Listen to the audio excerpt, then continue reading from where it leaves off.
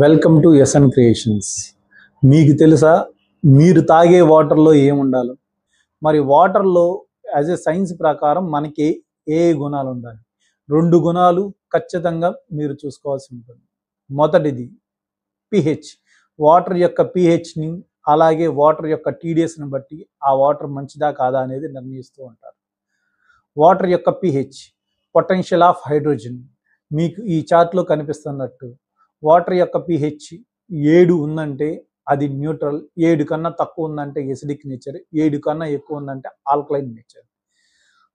WHO చెప్తున్న norms ప్రకారం మీరు తాగే నీరు 7 అంటే 7కి దగ్గరగా ఉండాలి. 7 ఉందంటే అది మంచిది కాదు, చెడుది కాదు అని అర్థం. మరి మనం తాగే నీరులో టీడీఎస్ అంటే టోటల్ డిజాల్వ్డ్ సాలిడ్స్. మరి ఈ టీడీఎస్ ఎంత ఉండాలి?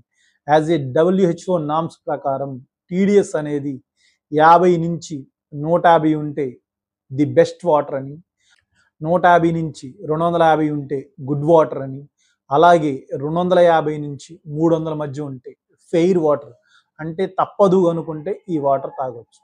300 పైన టీడీఎస్ ఉన్న వాటర్ తాగడానికి పనికిరావు. అలాంటి వాటర్ తాగితే హెల్త్ ఇష్యూస్ వస్తాయని WHO చెప్తుంది.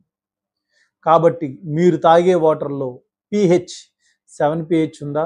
అలాగే మీరు తాగే వాటర్లో టీడీఎస్ 50 నుంచి 150 మధ్యలో ఉంది అంటే ఆ వాటర్ చాలా మంచిది అని అర్థం. Thanks for watching this video.